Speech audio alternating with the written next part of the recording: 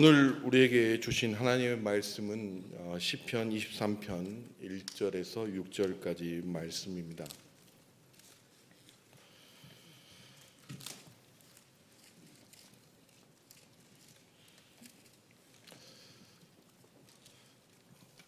시편 23편 1절부터 6절을 우리가 한 목소리로 합독하시겠습니다.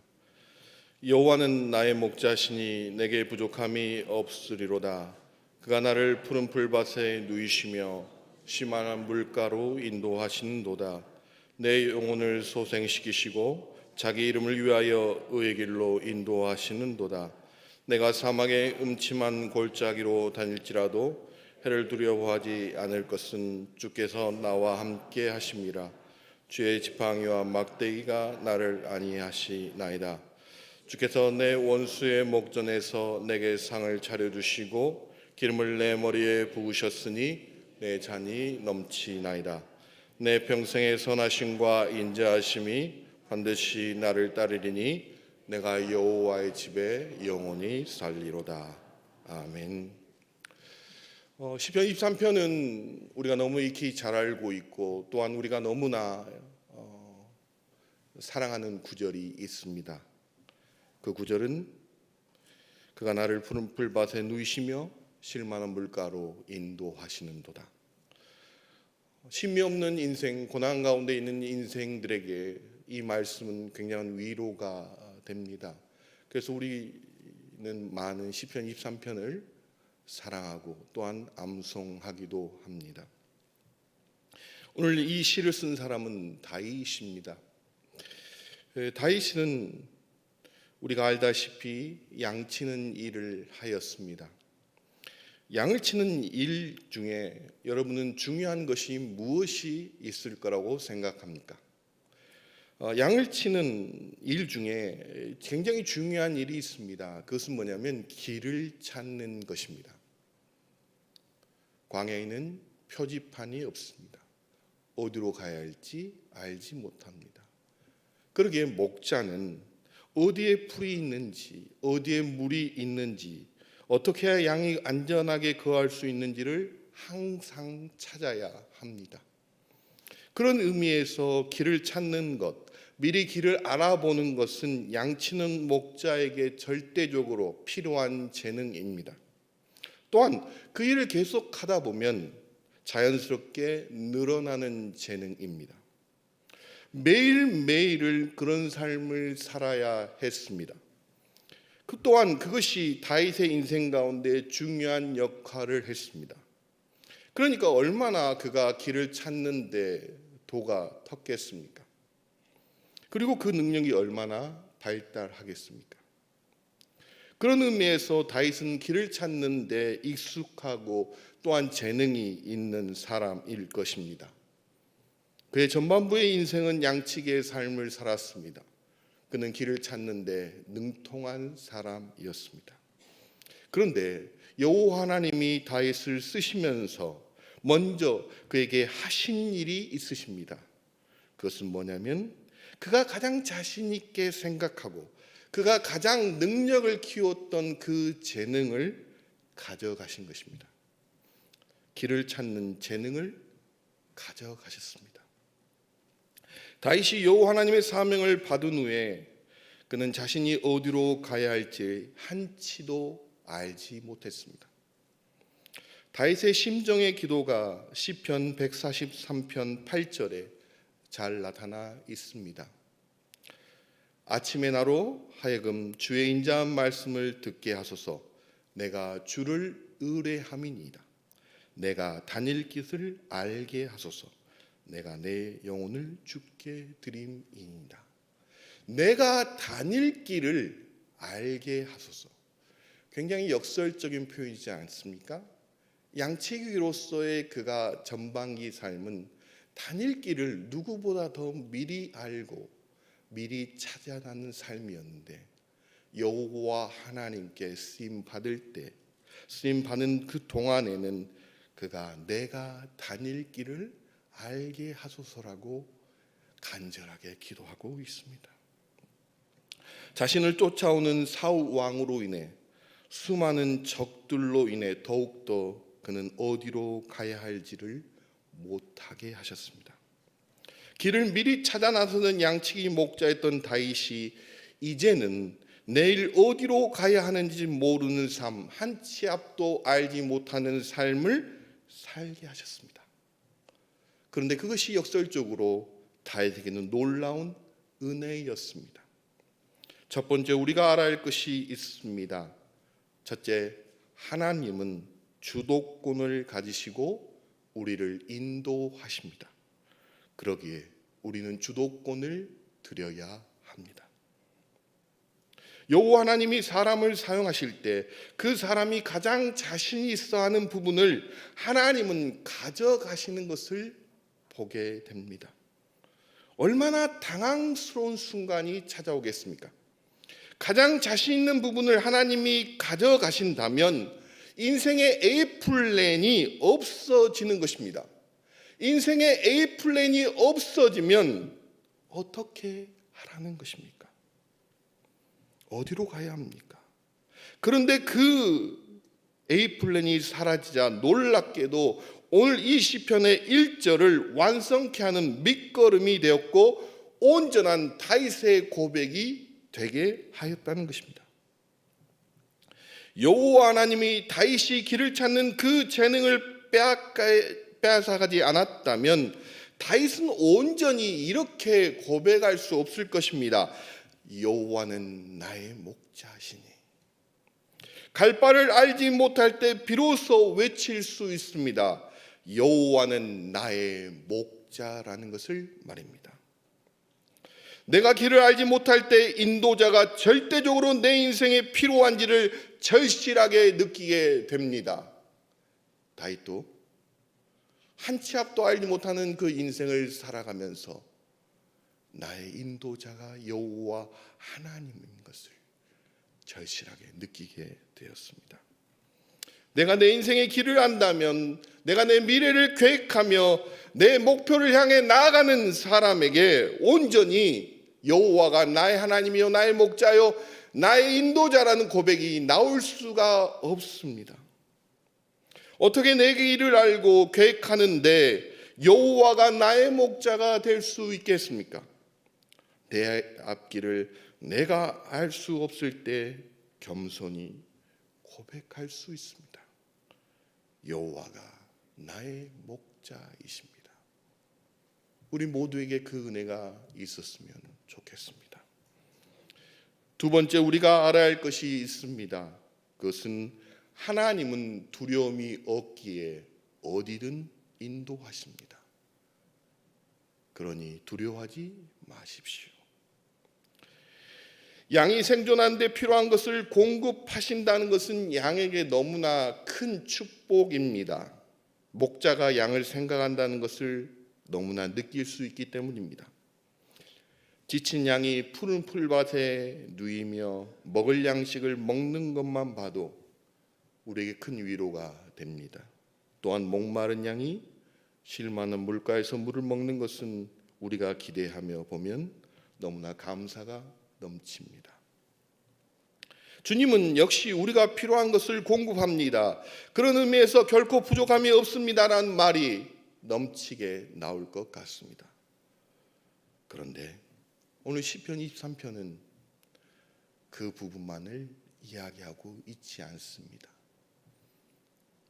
의의 길과 음침한 골짜기, 원수의 목전도 동일하게 고백하고 기록하고 있습니다. 푸른 풀밭과 쉴만한 물가로만 이루어져 있다면 인생이 얼마나 좋고 이 말씀만 붙잡으면 얼마나 위로가 될 텐데 성경은 거기에서 멈추지 않으십니다. 3절을 보면 이렇게 말합니다. 내 영혼을 소생시키시고 자기 이름을 위하여 의의 길로 인도하시는도다. 여러분, 소생이란 말은 회복시킨다는 것입니다.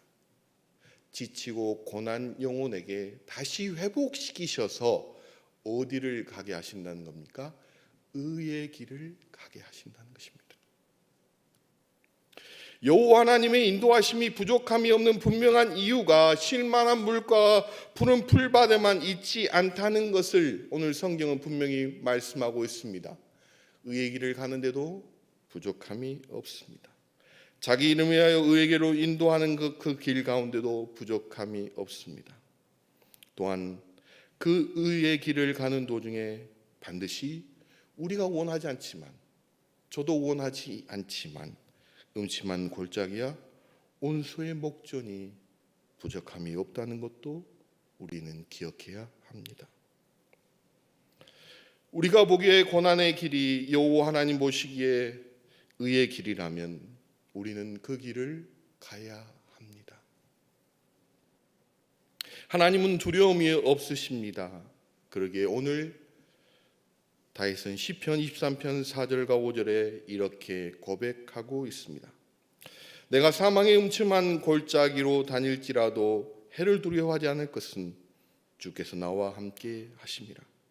주의 지팡이와 막대기가 나를 안위하시나이다. 주께서 내 원수의 목전에서 내게 상을 차려주시고 기름을 내 머리에 부으셨으니 내 잔이 넘치나이다.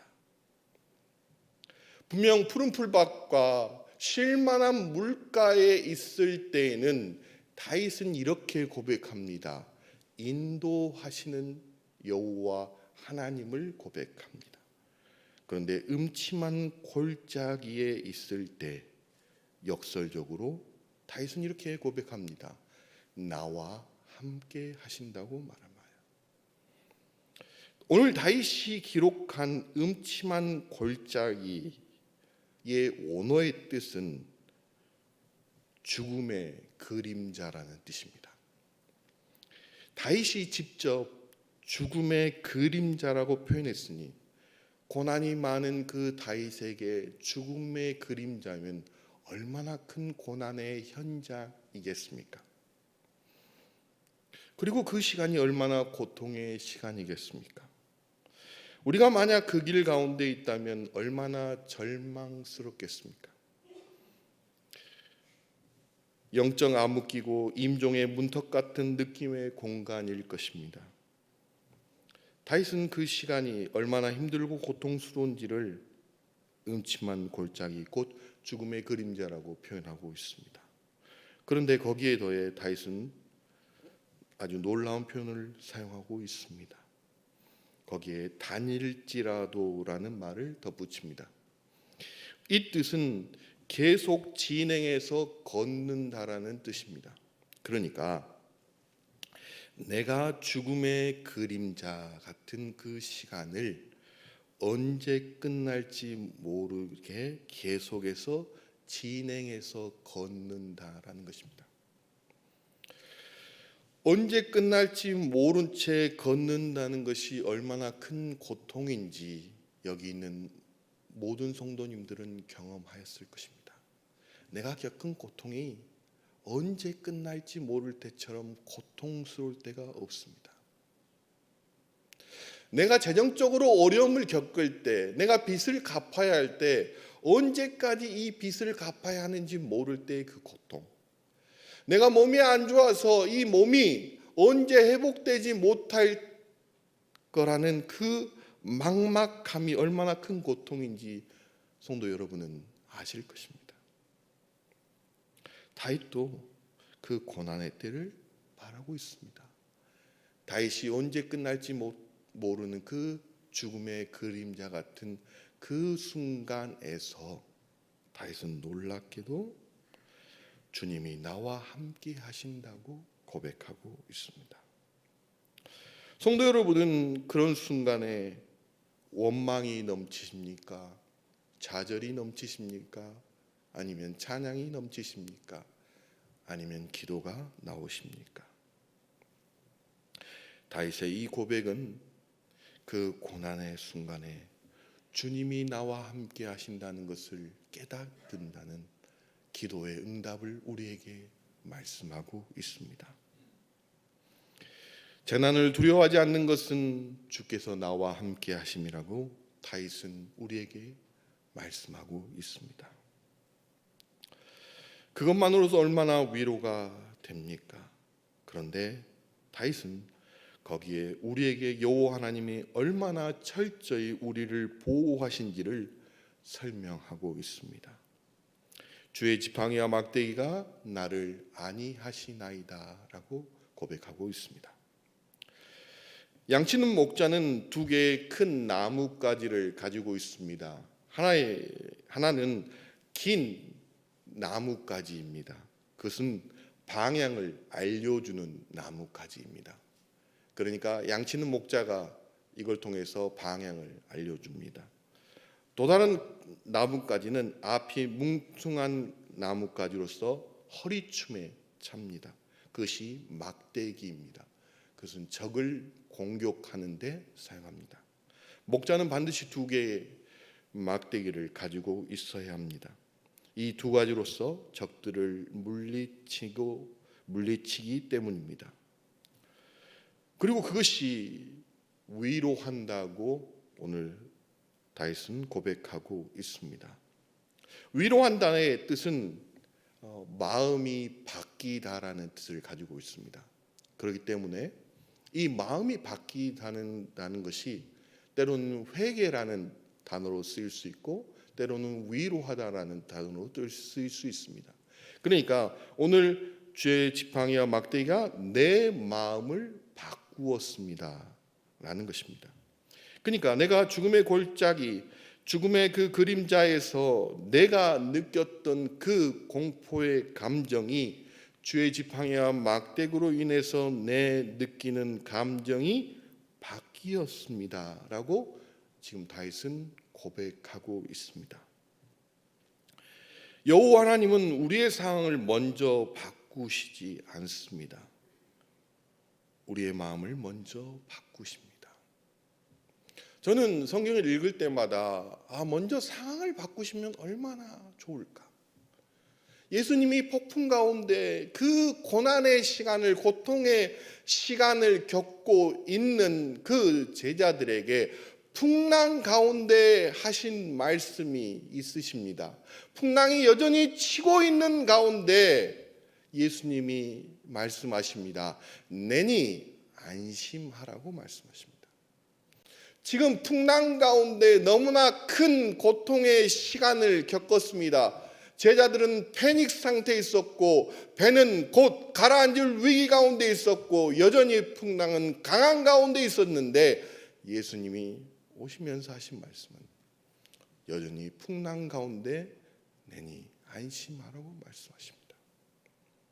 오늘 다윗은 그 죽음의 그림자가 바뀌었다고 말하고 있지 않습니다. 여전히 죽음의 그림자가 여전히 언제 끝날지 모르는 상황이지만 주의 지팡이와 막대기가 나의 마음을 바꾸었다고 우리에게 말씀하고 있습니다. 사랑하는 성도 여러분, 여기 각자는 누구도 알 수 없는 나만의 큰 고통이 하나씩 있습니다. 언제 끝날지 모르는 그 눈물의 시간, 남들은 알지 못하는 그 아픔의 시간을 누구도 가지고 있습니다. 언제 끝날지 모르고 어떻게 해결할 방법도 없는 그 눈물의 시간을 하나님은 나와 함께 하심으로 내 마음을 바꾸실 것입니다. 우리 모두에게 그 은혜가 있기를 바라겠습니다. 세 번째, 우리가 알아야 할 것은 하나님은 우리를 포기하지 않으십니다. 그러기에 우리의 인생은 하나님의 작품이 됩니다. 다윗은 6절에 이렇게 고백하고 있습니다. 내 평생에 선하심과 인자하심이 반드시 나를 따르니 내가 여호와의 집에 영원히 살리로다 라고 말씀하고 있습니다. 제가 성도 여러분께 질문 하나 드리겠습니다. 여러분의 인생 가운데 어떤 말이 가장 큰 상처가 되었습니까? 그러니까 여러분의 인생 가운데 지울 수 없는 내가 상처된 단어가 무엇입니까? 제가 아는 분은 빚지다라는 말을 가장 상처로 생각합니다. 그래서 그분은 은행이 있는 골목을 가지 않으셨습니다. 얼마나 큰 빚지는 그 고통이 컸는지 모르겠습니다. 그래서 그분은 믿음이 좋으셨지만 사도 바울이 고백하는 빚진 자라는 표현을 굉장히 싫어하셨습니다. 왜냐하면 빚지는 그 고통이 너무나 컸기 때문입니다. 우리 모두는 자기 자신에게 주는 고통의 단어들을 하나씩 가지고 있습니다. 자녀일 수도 있고, 건강일 수도 있고, 사업일 수도 있고, 빚일 수도 있고, 또 다른 어떤 것일 수도 있습니다. 그렇다면 여러분께 한번 질문해 보겠습니다. 다윗에게 가장 고통이 되는 단어가 무엇이 있겠습니까? 다윗의 인생 가운데 가장 큰 고통을 주는 단어가 무엇이 있겠습니까? 그 단어는 추격하다입니다. 추격하다. 사무엘상 23절 25절의 말씀입니다. 사울과 그의 사람들이 찾으러 온 것을 어떤 사람이 다윗에게 아뢰매 이에 다윗이 바위로 내려가 마온 항무지에 있더니 사울이 듣고 마온 항무지로 다윗을 따라가선. 사울이 끊임없이 다윗을 쫓아갑니다. 사울이 온 마음과 온 정성과 온 군대를 동원해서 다윗을 쫓아갑니다. 그래서 오늘 본문을 보면 따라가서라는 단어가 추격하다입니다. 그러니까 얼마나 큰 고통이겠습니까? 도망자의 삶을 사는 사람은 얼마나 잠을 못 자고 얼마나 불멸의 시간을 가지겠습니까? 그런데 놀랍게도 다윗은 직접 자신의 고통을 준 그 단어를 시편 23편 6절에 쓰고 있습니다. 내 평생의 선하심과 인자하심이 반드시 나를 따르리니 내가 여호와의 집에 영원히 살리로다. 따르리니라는 단어가 추격하다라는 단어와 동일한 단어입니다. 그러니까 추격하다라는 단어의 의미를 여기 있는 모든 사람보다 더 명확하고 더 고통스럽게 느낀 사람이 다윗일 것입니다. 얼마나 추격이 집요한지 다윗은 압니다. 그런데 놀랍게도 다윗은 그 추격하다 앞에 반드시라는 말을 쓰고 있습니다. 그러니까 반드시 나를 추격하리니 라는 말을 쓰고 있습니다. 추격의 고통이 얼마나 크고 집요한지를 너무나 잘 아는 다윗이 이 표현을 쓰는 이유가 무엇입니까? 사울이 다윗을 포기합니까? 포기하지 않습니다. 그것보다 하나님이 더 다윗을 포기하지 않으시고 끝까지 그의 삶을 붙잡으신다는 것을 고백하는 것입니다. 역설적으로 자신에게 큰 고통을 준 단어를 하나님께 대입하자 은혜의 단어가 되는 것입니다. 고통이란 단어는 너무나 슬픈 단어입니다. 그런데 하나님 안의 고통, 인내는 너무나 힘듭니다. 그런데 하나님 안의 인내, 용서라는 단어가 너무나 고통스럽습니다. 그러나 하나님 안의 용서라면 얼마나 큰 은혜가 되겠습니까? 하나님이 끝까지 다윗을 추격합니다. 무엇을 가지고 추격합니까? 선하심과 인자하심으로 추격합니다. 선하심은 토부라는 단어이고 인자하심은 헤세드입니다. 토부는 하나님이 세상을 만드시고 보시기에 좋았다라고 표현하실 때 좋았다의 표현입니다. 그러니까 하나님은 다윗을 보시기에 좋은 모습으로 만드신다는 것입니다. 하나님의 작품으로 만드신다는 것입니다. 헤세드는 무엇입니까? 언약에 기반한 사랑입니다. 언약에 기반한 사랑으로 하나님의 보시기 좋은 모습으로 다윗을 만드신다는 것입니다. 저는 이 말씀을 생각하면서 그림이 생각이 났습니다. 유화가 생각이 났습니다. 유화의 특징은 그림이 거칠게 그려졌을 때 다시 덧그리면 됩니다. 다윗의 인생은 수많은 스크래치가 있습니다. 얼마나 큰 상처와 큰 어려움과 큰 고통과 큰 눈물과 큰 아픔이 얼마나 많았습니까? 그런데 하나님은 그 유화 작품에 선하심과 인자하심으로 덧칠해서 하나님의 작품으로 다윗을 만드셨습니다. 하나님은 다윗의 전생애를 인도하시며 하나님 보시기에 좋은 삶으로 언약에 따라 충성된 사랑으로 그를 만드셨습니다. 그를 하나님의 작품으로 만드셨습니다. 그러기에 다윗은 이렇게 확실하게 외치는 것입니다. 내가 여호와의 집에 영원히 살리로다. 다윗의 시편에는 다윗이 주도한 구절이 한 구절이 없습니다. 한 구절도 없습니다. 하나님이 인도하시고 하나님이 추격하시고 하나님이 함께 하십니다. 그런데 놀랍게도 다윗이 하나님의 작품이 되는 것입니다. 우리의 삶도 마찬가지입니다. 우리의 삶을 하나님이 인도하시고 우리와 함께 하시고 우리를 추격하심으로 우리 각자가 하나님의 작품이 되게 하실 것입니다. 우리 모두에게 그 놀라운 은혜가 있기를 간절히 바라겠습니다. 기도하시겠습니다. 감사하신 하나님, 우리 모든 길을 인도하시며 우리 모든 것을 아시는 주님, 우리의 심령을 변화시켜 주셔서 주님께 온전히 감사한 삶을 살게 하여 주시옵소서. 세상을 볼 때 너무나 힘들고 고통스러워서 원망하며 좌절할 때가 너무나 많습니다. 오직 인도자이신 하나님을 바라보며 승리하는 삶을 살게 하여 주시옵소서. 감사하신 예수님 이름으로 기도합니다. 아멘.